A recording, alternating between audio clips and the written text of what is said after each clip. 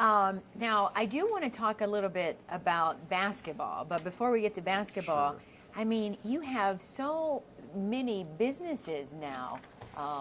They're all listed right here. I mean, how do you acquire so many businesses, and how do you keep up with this? How do you keep up with your success? Well, you know, some are acquired, some are started, some come out of our academy here in Detroit, Bisdom, and that's a good question. I don't know if I'm keeping up as much as I should be keeping up at times, but I'll tell you what, we've got a lot of great people over the years, and people stay here. I mean, people have been here years and years and years. In fact, we just did it the other day. We've got something like over 2,000 people been here 5 years plus, and like, wow, 1,000 have been here for 10 years plus, and so they get ingrained in who we are, and they are able to move their success either into running companies or running pieces of them, or maybe serving as a person who manages 3 or 4 of them and keeps the information flowing. And it's sort of fluid. I mean, a lot of them are connected. We try to look for the threads in these companies. In other words, can you pull the thread from one to the other? The fact that you have both in the family of companies makes both more successful than if they were independent. So there's value by sort of having them all in the family. We always try to look for those threads. So it's like is this like a big happy family? Well, it's happy for sure. I mean, we have our moments like everybody else, but it's definitely, I think, a positive place and overall a happy place. Yeah, especially because I just learned this past fall in 2010, you won the #1 mortgage originator for your client service and things of that nature. So you got to be doing great things. J.D. Power, I guess, J.D. so Power? J.D. Power's client service evaluation of the retail mortgage business nationally. Yeah, they ranked us #1. We always felt that was the case because of how much focus we put on our clients and our customers. But to have an independent, credible source like J.D. Power come out with that was really a tribute to our people. Okay.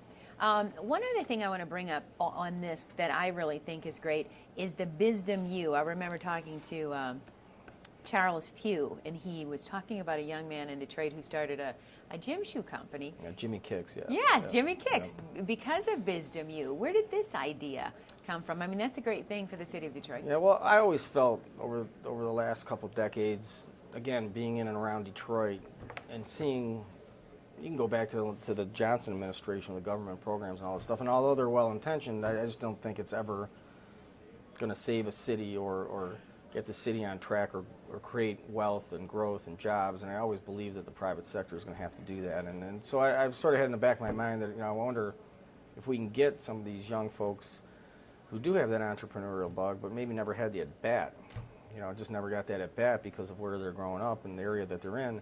If we could create this academy around this and give them that at-bat, that, hey, maybe good things would happen. And the thing is these businesses come out of the Bisdom Academy.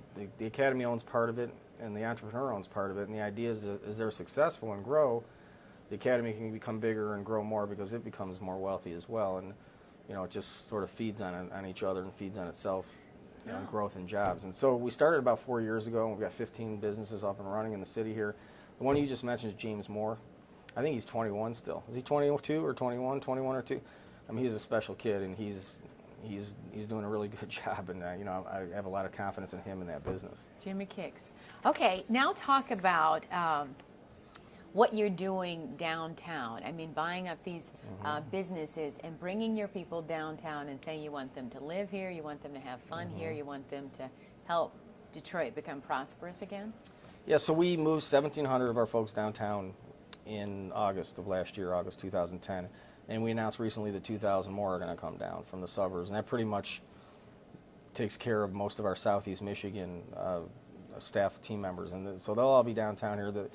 A lot of them will be in this Chase building here. We bought the Madison building up on Grand Circus, and we have a couple other buildings we're getting close to getting under contract around here. But so we're looking at this as not just Quicken Loans, but all the companies that are associated with us and the family companies, as well as helping recruit other companies, either from the area or from out of state, to grow and make this into a very cool, hip, technology, web-based corridor. We're trying to, I guess, brand it webward, if you will. Some people like that. Some people say that's a little bit over the top. But hey, anything. We'll try anything here. And the good news here is in this economy, because it doesn't take the capital that it used to take to open, let's say, an auto plant, that may cost several $100 million, or it doesn't take the time to build something like that. In this new economy, big, huge companies with massive value and wealth and jobs can be created in shorter periods of time. That's a good news for Detroit or any city, really. And one of the sad stories, and I won't call it sad, one of the unfortunate stories is, there's a company, one of the biggest successes in not only technology or internet web history, probably in American business history, is this company out of Chicago by the name of Groupon. And that company will probably go public at a $25 billion valuation. It started in 2008. What a lot of people don't know is that company was started, 2 of the 3 founders are from Detroit.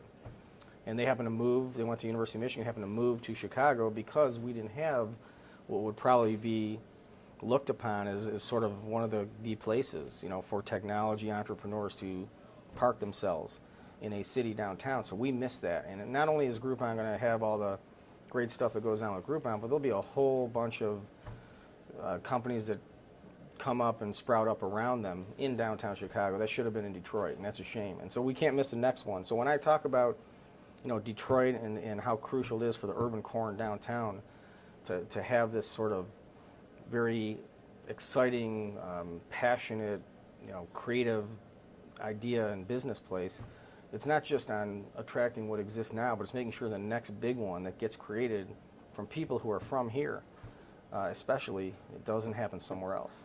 So tell me this. I mean, especially when you're selling Detroit to young people who are sort of leaving here in droves and just believe that Detroit is still dying. I mean, I remember when you were downtown with then Mayor Kwame Kilpatrick, and it was such, there was so much, hope and belief in the city of Detroit. Now you have Mayor Dave Bing. I mean, do you still have that same hope and belief, and how do you sell it to young people? Well, I think something very special is going on down here right now, and those of us who are down here feel it and know it, and the people who are not here maybe are starting to hear a little bit about it, but especially in the last year and a half, and it's gaining momentum, and I think a year from now and 2 years from now it'll be a whole different story.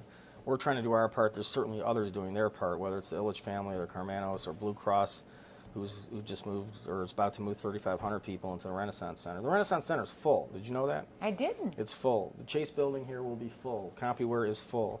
Madison building is full. First National is across the street. It's about 2/3 full. You know what the thing is Detroit's running out of office space in the core. A lot of people don't realize that. And also people talk about, why don't you live downtown here? If you're an entrepreneur or a real estate entrepreneur, you better get down here and start building some stuff, because they're running out of inventory for the type of housing, the lofts and the condos in the central core here that a lot of young folks want to live in. So everybody kind of thinks it's maybe this huge supply and there's nobody here. It's actually sort of becoming the opposite. Midtown, there's a bunch of great stuff going on up there, and that's just a mile up here, up the street north. So they got a lot of great stuff going on here. We're here in the downtown core, Campus Martius area, and the two together. And not to even mention the Renaissance Center and Blue Cross and General Motors and what's happening with the auto business. So I can paint a pretty good picture. We're going to put the rail up down Woodward, and that's going to be another huge boost. Wow.